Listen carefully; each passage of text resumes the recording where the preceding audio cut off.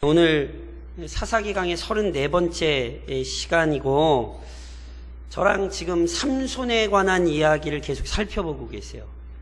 하나님께서 약속하신 말씀대로 불임이었던 마노아 부부가 잉태했죠.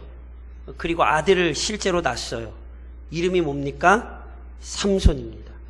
하나님께서 약속하신 말씀대로 잉태되게 하시고 이 아들을 통하여 큰 역사를 이루시겠다 약속 주신 것처럼 놀랍게도 삼손이 하나님께서 베푸신 은혜를 큰 은혜를 받았어요.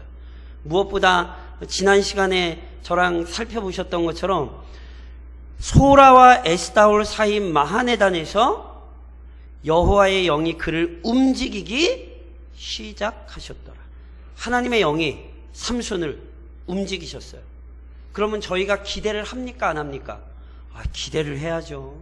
하나님께서 약속하신 말씀대로 태어난 아들이고 뭐 구체적으로 어떤 은혜를 주셨는지 모르지만 큰 은혜를 주셨다 그랬고 게다가 여호와의 영이 다스리기 시작하셨으니 우리의 마음에 얼마나 기대가 돼요.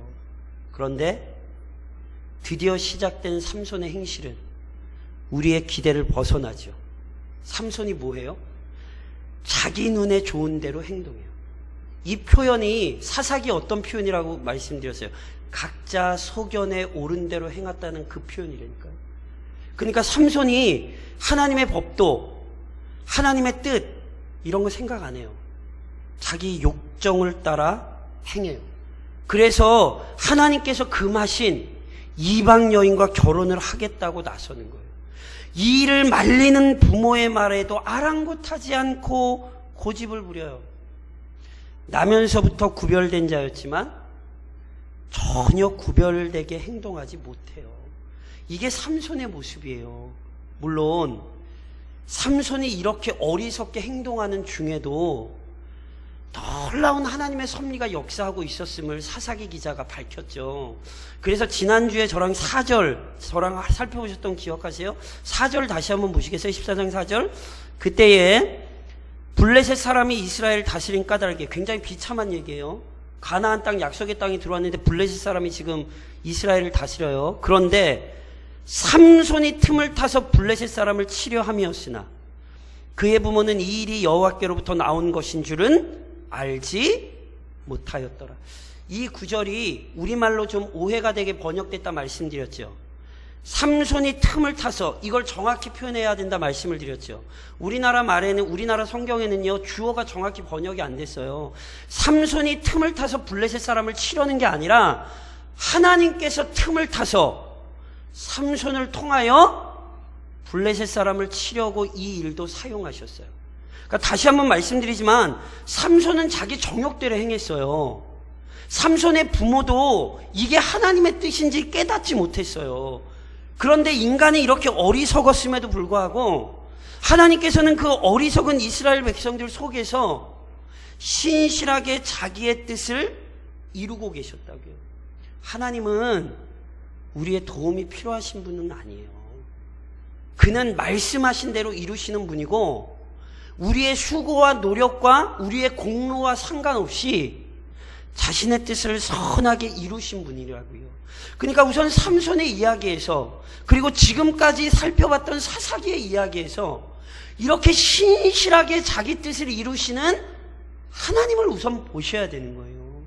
그리고 이런 하나님의 신실하심이 오늘 본문에도 나와요. 앞서 말씀드렸듯이 삼손이요 나실인인데 나실인답지를 못해요. 그래서 율법이 금하는데도 이방인이랑 결혼하겠다는 거예요. 부모도 삼손의 고집을 못 꺾어요. 그래서 결혼 준비를 시작을 해요. 그러면서 5절 6절을 좀 한번 보시겠어요? 오늘 본문 5절 6절에 보니까 이렇게 기록이 돼요. 삼손이 그의 부모와 함께 딥나에 내려가. 딥나 그 여자가 있는 곳, 그 집에 이 여자랑 이제 혼인 준비하려고 내려가는 거예요. 딥나의 포도원에 이른즉 젊은 사자가 그를 보고 소리 지르는지라.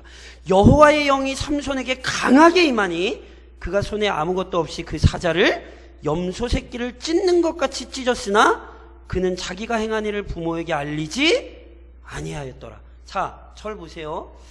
삼손이 하도 조르니까 부모가 자식을 이기지 못해서 결국 결혼 준비를 하는 거예요. 근데 본문의 상황이 정확히 기록이 안 돼서 이게 어떤 일인지 모르겠어요.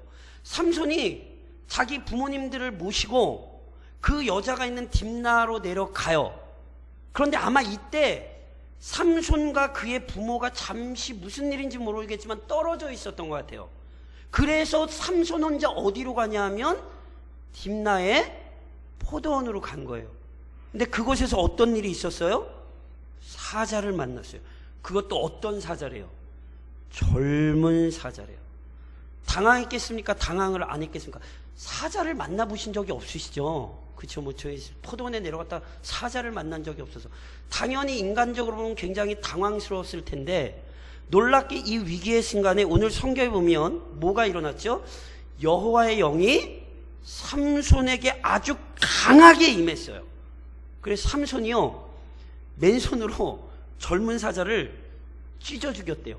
뭐 이게 얼마나 대단한 일인지 뭐 저는 잘 상상은 안 됩니다만, 하여튼 아주 엄청난 일이 일어났죠. 그래서 오늘 이 사건 속에서 하나 좀 반드시 기억을 좀 하고 넘어가실 일은 있어요. 그게 뭐냐면, 하나님의 영, 여호와의 영, 성령께서 우리의 육신의 문제에 개입을 하십니까? 안 하십니까? 본문을 잘 보셔야 돼요. 삼손이 힘이 세서 사자를 찢어 죽인 게 아니에요. 여호와의 영이 강하게 임하여 인간적인 힘이 아니라 성령의 힘으로 삼손이 사자를 찢어 죽인 겁니다. 그러니까 결국 이 본문은 우리에게 우선 어떤 교리는 분명히 기억을 시키냐 하면, 여호와의 영, 성령께서 우리의 육신에 개입하실 수 있습니다. 그래서 오늘 이 저녁에도, 그리고 항상 기도하실 때 육신의 연약함도 하나님의 은혜를 구하시는 게 성도의 지혜예요. 코로나라는 위기도 있고, 올해는 꽤 추운 것 같아요. 그래도 지금 또 금요일 날은 뭐 장난, 가실 때 눈이 안 와야 되는데 몇 시쯤 올지 모르겠네요. 오늘 또 저녁에 눈 온다 그러는데, 어찌됐건 코로나19 때문에도 그렇고 이 한겨울 많이 추운 날씨에 우리의 연약한 육신을 위해 하나님 앞에 기도하시는 건 분명히 성도가 갖춰야 할 믿음의 지혜인 것이 분명해요. 때로 하나님께서 필요하시다면, 그가 반드시 무엇을 이루시려면 우리의 육신의 연약함도 그가 다루셔서 분명히 강건케 하십니다. 우린 이걸 믿어요. 그런데 단지 오늘 본문을 어이구 사자 찢어 죽였네, 여기에 핵심을 두시면 안 돼요. 본문의 핵심은 삼손이 능력으로 사자를 찢어 죽였다는 얘기를 하고 싶은 게 아니에요. 본문이 지금 하고 싶은 핵심적인 얘기가 무엇인지를 혼동하시면 안 돼요. 저를 보세요. 나시린이 하지 말아야 될 게 세 가지예요. 포도주만이 아니라 하여튼 포도나무에서 난 어떤 것이든지 가까이 하면 안 돼요. 머리 자르면 안 돼요. 그리고 또 뭐 하면 안 되죠? 시체를 가까이 하면 안 돼요. 여기에 시체는 모두 들어가는지 아세요? 짐승의 사체도 들어가요. 실은요, 짐승의 사체는 일반 사람들마저 부정하게 만드는 것이기 때문에 멀리하라 그랬어요. 민수기 6장의 나시린 규례만이 아니라 레위기 11장에 보면 네 발로 다니는 모든 짐승 중 발바닥으로 다니는 것은 다 내게 부정하니 그 주검을 만지는 자는 저녁까지 부정할 것입니다. 일반 백성들도 심지어 짐승의 사체를 만지면 뭐 해져요? 부정해진다고요. 그런데 이 사건에서 지금 무슨 일이 일어난 거예요? 삼손이 사자를 찢어 죽였잖아요. 짐승의 시체를 만졌잖아요. 뭔지 아세요? 나시인의 규례를 지금 어긴 거예요. 그래서 삼손이 사자 찢어 죽이고 나서 무슨 말이 덧붙여져요? 부모에게 알렸대요? 안 알렸대요? 안 알렸대요. 왜요? 큰일 나요. 나면서부터 나시린으로 구별된 자가 짐승의 사체를 만져서 부정해진 거예요, 지금. 목사님, 질문이 있습니다. 아니, 사자가 갑자기 나타난 것 아닙니까? 제가 이 부분 이따가 적용할 때 설명할 건데요. 사자가 갑자기 나타난 게 아닌 걸로 보여요. 아니, 목사님, 사자가 갑자기 나타난 건 목사님 아니라 쳐도, 목사님, 여호와의 영이 임했잖아요. 그래서 여호와의 영이 임하셔서 삼손이 찢어 죽였잖아요. 그러면 이거는 봐줘야 되는 거 아니에요? 이걸 그냥 봐주고 넘어간다 쳐도 문제가 또 있어요. 무슨 얘기인지 아세요? 민수기에는 나실인이 금해야 될 것만이 아니라 행여난 나실인이 그 금지해야 될 것을 금지하지 못하고 그 규례를 어겼을 경우에 그가 정결하게 해야 되는 규례가 나와요. 잊지 마세요. 하나님은 우리의 연약함을 누구보다 잘 아세요. 우리가 참으로 연약하고 미련하여 하나님의 말씀에 100% 완전히 순종할 수 없다는 사실을 아시기에 율법은 항상 우리에게 뭘 제시하냐면 그 은혜를 간구하며 자기 죄를 회개하는 자에게 하나님께서 사죄의 은혜를 베푸신다는 사실을 율법은 우리에게 동시에 가르쳐요. 그러니까 보세요. 뭐 이래저래 다 이유를 들어 삼손이 부지 중에 갑작스럽게 어쩔 수 없이 나실인의 규례를 깨트렸다 쳐요. 그럼 곧장 뭘 해야 된다고요? 명한 규례에 따라 자기를 다시 거룩하게 구별시켜야 돼요. 근데 7절에 보세요. 7절 보세요. 오늘 보면 7절에 뭐라고 돼 있어요? 그가 내려가서 그 여자와 말하니 그 여자가 삼손의 눈에 들었더라. 이게 지금 뭘 얘기하는지 아시겠어요? 사자를 찢어 죽이고는 부모한테 얘기해야 안 해요. 얘기 안 하는 게 아니라 못해요. 왜냐면 나실인의 규례를 깨트린 거예요. 삼손이 이거의 문제를 모를까요? 왜 몰라요? 어려서부터 뱃속에서부터 나실인이 된 사람이 이걸 왜 몰라요? 그러면 나실인으로서 자기를 정결하게 해야 된다는 사실 모를까요? 모르긴 왜 몰라요? 어려서부터 나실인으로 구별된 사람인데 관심이 없어요. 그의 관심이 온통 어디에 있어요? 여자에게 있어요. 이 표현이 또 나오죠. 그 여자가 삼손의 눈에 들었더라. 뭐 하는 거예요? 자기의 눈에 좋은 대로 행동하는 거예요. 그러니까 이 장면은 삼손이 와 대단해 사자 찢겨 죽였어. 지금 이런 얘기가 아니에요. 삼손이 얼마나 나실인의 규례에 자신을 헌신하고 있지 못한가를 보여주는 거예요. 그가 철저히 하나님께서 세우신 규례를 벗어나고 있다는 사실을 성경이 보여주는 거예요. 그리고 이런 영적 무지, 영적 부패함은 이게 쉽게 해결이 안 돼요. 8절로 9절 보시겠어요? 8절로 9절을 보면 본문에 이렇게 되어 있죠. 얼마 후에 삼손이 그 여자를 맞이하려고 다시 가다가 돌이켜 그 사자의 죽음을 본즉 사자의 몸에 벌떼와 꿀이 있는지라 그 손으로 그 꿀을 떠서 걸어가며 먹고 그의 부모에게 이르러 그들에게 그것을 들여서 먹게 하였으나 그 꿀을 사자의 몸에서 떠왔다고는 알리지 아니하였더라. 삼손이요 딥나로 갔다가 아마 또 다시 준비하느라고 올라왔나 보죠. 다시 또 삼손이 얼마 후에 내려가요. 그런데 내려가다가 다시 가다가 돌이켜 그 사자의 죽음을 본즉 이게 우리말로는 정확히 뉘앙스가 표현이 안 되는데 이게 어떤 의미냐면 우연히 가다가 그 사자를 봤다는 게 아니라 삼손이 아예 딥나로 내려가면서 그 사자의 시체를 확인하러 가는 거예요. 이해하시겠어요? 그러니까 어쩌다가 본 게 아니에요. 이 문장의 표현은 삼손이 내려가면서 의도적으로 그 사자의 죽음을 찾아가는 거예요. 그런데 거기 갔을 때 신기한 광경을 보게 됩니다. 자기가 죽인 사자의 몸에 벌떼가 모여 있고요. 꿀이 있었어요. 저는 뭐 벌은 잘 모르지만 주석책에 나와 있는 학자들의 견해에 따르면 이건 독특한 일이랍니다. 이렇게 시체에 꿀이 있는 일은요. 이런 일은 뭐 없답니다. 어찌됐건 구약시대에는 꿀이 굉장히 귀한 거였거든요.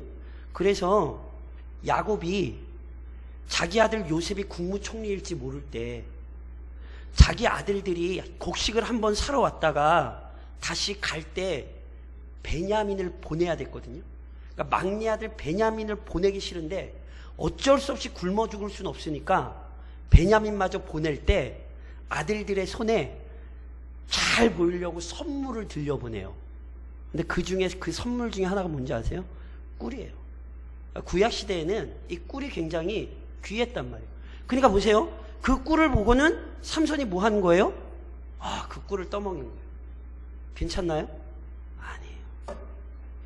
시체에 닿는 모든 것이 다 부정해요. 그러니까 지금 레위기에 보면 찢겨 죽은 짐승의 사체도 먹으면 안 되는 거거든요. 그런데 지금 삼손이 뭐 하고 있는 거예요? 이미 때려 죽여서 그 시체에 자기 몸이 단 것도 우습게 여길 뿐 아니라 다시 그 시체를 찾아가서 그 시체에 있는 꿀에 떠서 다시 또 부정해지는 거예요. 이해하시겠어요? 그러니까 그런 일을 행하면서도 삼손이 전혀 거리낌이 없어요. 문제는 심지어 그래서 이게 어느 정도 거리낌이 없냐면 삼손이 뭐 한대요? 걸어가면서 그 꿀을 먹었대요. 그러니까 이게 자기가 얼마나 끔찍한 일을 하고 있는지를 삼손이 아예 그냥 신경을 안 쓰는 걸 성경에 이렇게 기록을 하고 있는 거예요. 그리고 나서는 뭐 하죠? 그 꿀을 자기만 먹지 않고 너무 맛있었겠죠. 그리고 귀하잖아요. 그러니까 그걸 어떻게 했어요? 부모에게 드렸어요. 착합니까? 안 착합니까? 착하다고 생각하시면 큰일 납니다. 시체에서 나온 걸 닿는 모든 자가 부정해요. 그러니까 보세요. 이걸 먹고 자기만 부정해지는 게 아니에요. 지금 그 부정한 걸 갖다가 부모를 먹이잖아요. 그럼 누가 부정해지게요? 부모도 부정해져요. 그래서 보세요. 이 꿀이 어디서 났는지 삼손이 얘기를 해요, 안 해요? 안 하는 게 아니에요. 못하는 거예요. 왜요? 하지 말아야 할 일을 지금 하고 있는 거라니까요. 그러니까 오늘 본문이 사자 찢겨지고, 와, 이렇게 지금 이해를 하시면 안 돼요. 지금 본문은 그런 얘기를 하는 게 아니에요. 나면서부터 철저히 구별된 이 사람이 얼마나 구별됨에 대한 감각이 없는가를 지금 성경이 보여주는 거예요. 여자의 정신이 팔려서 하나님께서 금하신 이방 여인과 결혼하겠다는 이 맹목적인 목적에 휘둘려 죄를 아무 거리낌 없이 짓고 있는 모습을 성경이 우리에게 지금 제시하고 있는 거라고요.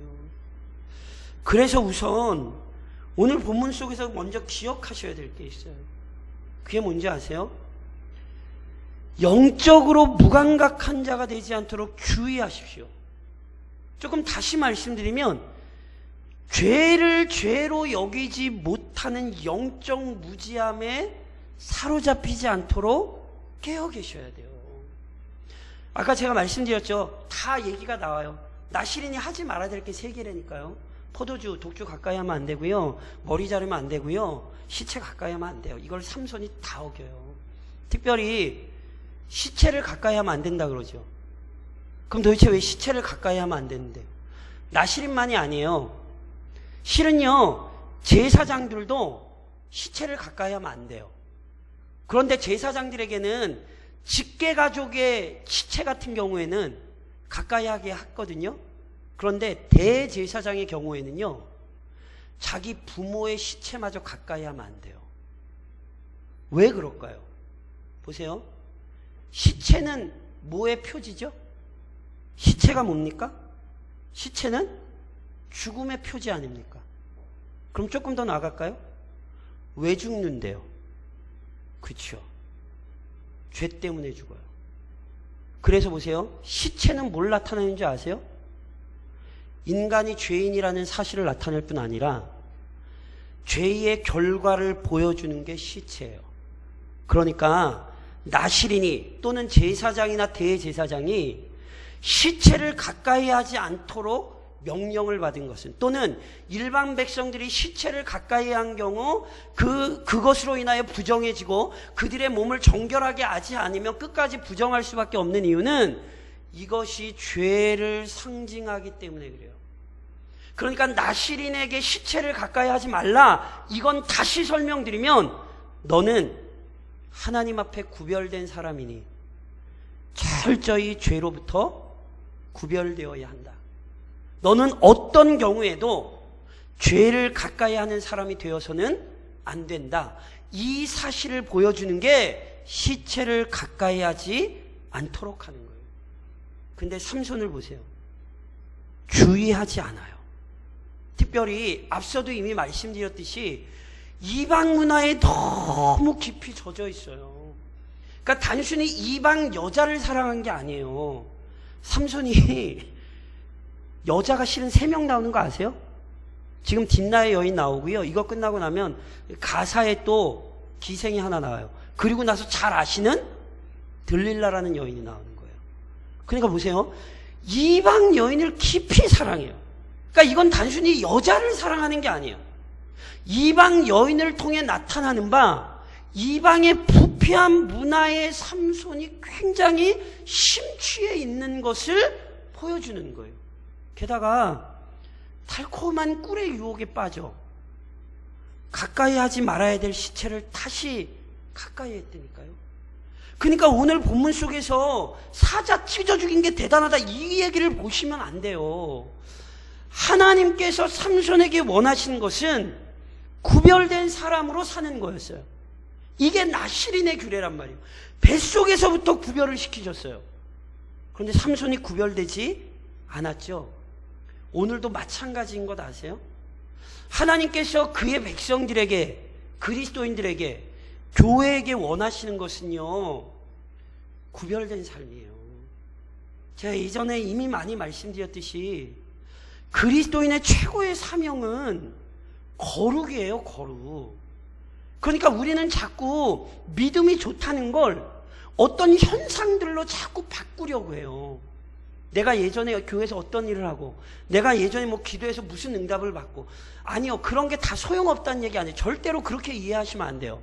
하나님께서 우리에게 은혜를 주셔서 하나님께서 어떤 우리로 하여금 사명들을 감당하게 하시는 것, 그거 분명히 은혜의 결과이고요. 그 사실들에 대해 우리는 감사해야 돼요. 그런데 그게 우리의 자랑은 아니에요. 왜요? 그건 은혜의 열매이지 우리의 잘남을 입증하는 게 아니라니까요. 그러니까 우리에게 가장 중요한 건 거룩한 자들로 구별되는 거예요. 그래서 베드로 사도가 베드로전서 1장 15절에 이렇게 얘기하죠.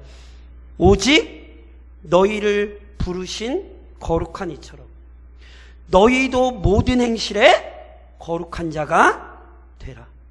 오늘 삼손의 이야기를 보시면서 이 사실을 가슴에 새기셔야 돼요. 아, 그렇구나. 내가 거룩해야 되는데 혹시 삼손 때문에 죄를 죄로 여기지 못하는 것은 아닌지, 하나님 보시기에 악한 것인데 이것을 내가 계속해서 추구하는 것은 아닌지 돌아보셔야 돼요. 영적으로 민감한 자가 큰 자예요.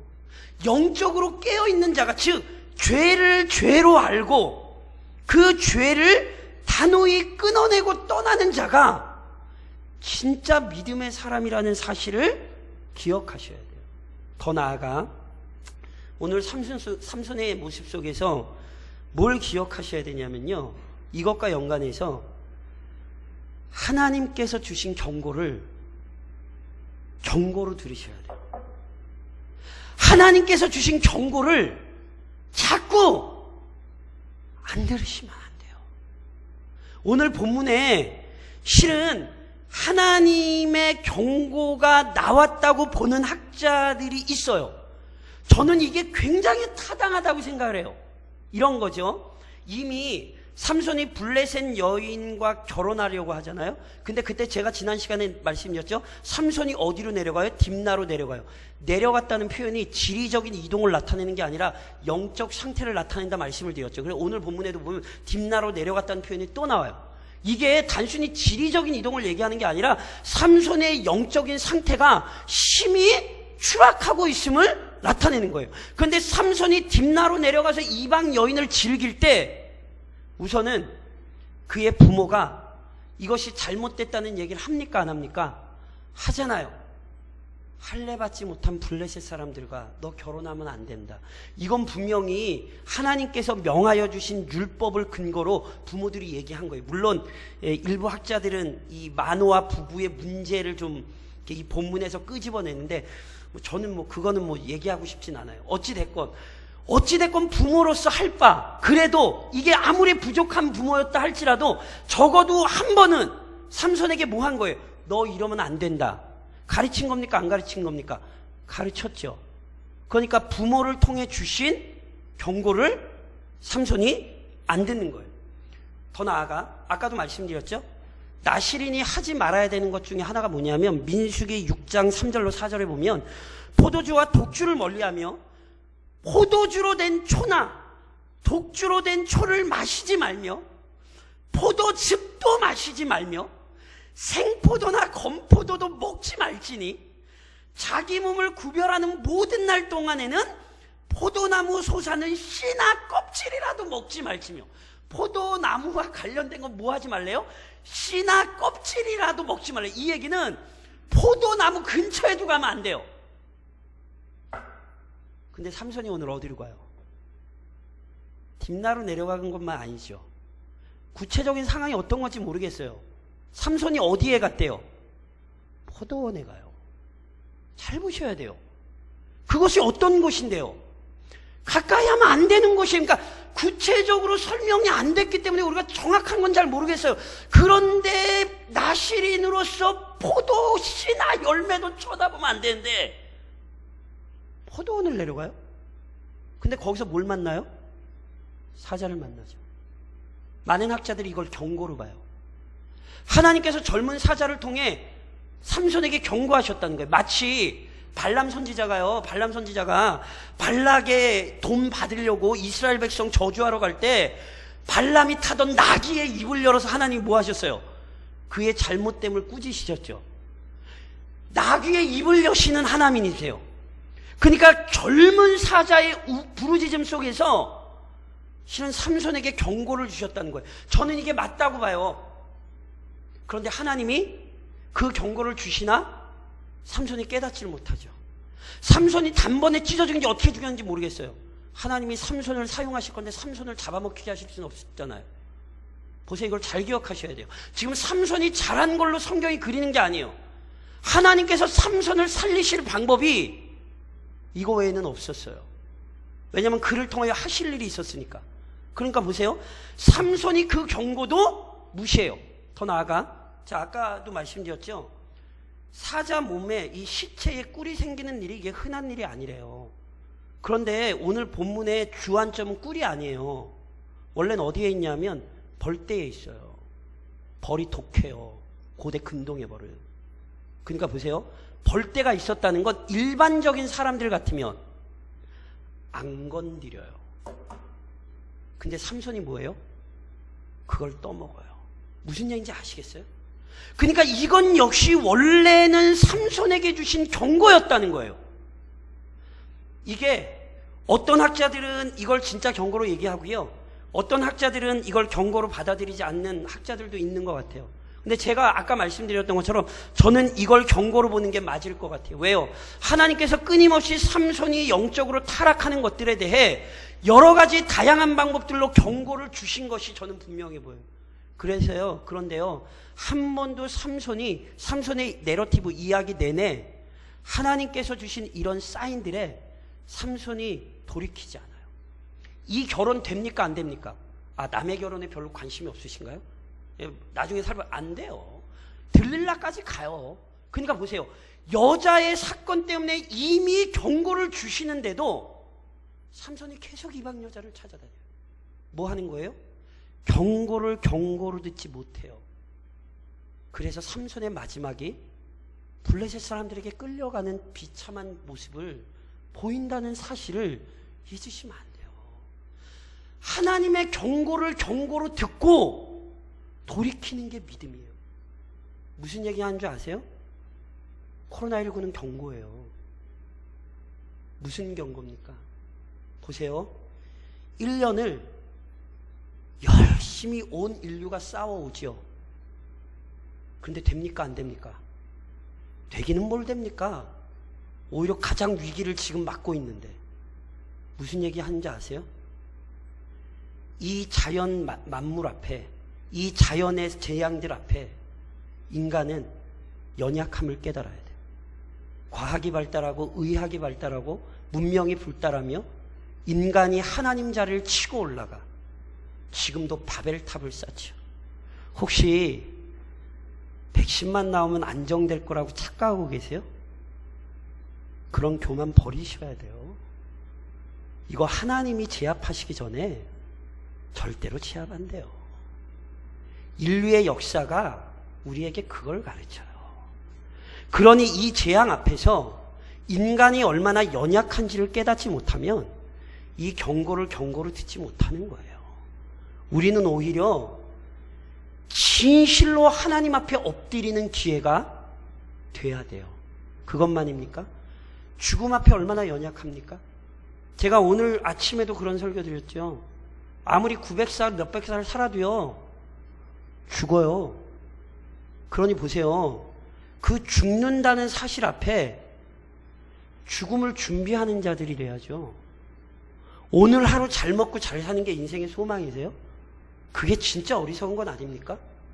바이러스 하나에 인간이 순식간에 죽는 장면을 지금 목도하면서도 나의 죽음에 대해 준비하지 못하면 굉장히 어리석은 사람 아닙니까? 뭘로 죽음을 준비할 건데요? 죽음을 이기는 건 우리 주 예수 그리스도 외에는 없어요. 지금 이 코로나19라는 경고 속에서 우리의 영원한 생명이신 그리스도를 바라보지 못하면 이 경고를 못 듣는 거예요. 무엇보다 처처에 기근과 재난과 전염병이 일어나죠. 무슨 말씀대로 됩니까? 하나님의 말씀대로 그리스도의 재림의 때가 가까웠죠. 이 경고의 때에 뭘 기억하셔야 돼요? 그리스도의 재림을 기억하셔야 돼요. 백신을 고대하는 사람들이 아니라 그리스도의 재림을 기억하고 그 재림 앞에 설 준비를 하셔야 된다. 제가 다시 여쭤볼게요. 정말 경고를 듣고 계세요? 그냥 마스크 사는데 정신 팔리시고 그냥 하루라도 어떻게 살아보려고 정신 팔리셔서 이 하나님의 경고가 아무 경고가 안 되고 있는 건 아닙니까? 우리는요, 삼손의 이야기를 통해 경고받아야 돼요. 경고를 듣지 못하는 자가 얼마나 미련하고 어리석은지 하나님이 코로나19를 통해 경고하실 때 그 경고를 듣고 믿음으로 돌아가시길, 삼손처럼 끝까지 귀를 막지 마시고 믿음으로 돌아가 믿음으로 반응하시기를 우리의 돌이킴을 기뻐하시는 주님의 이름으로 권면드립니다.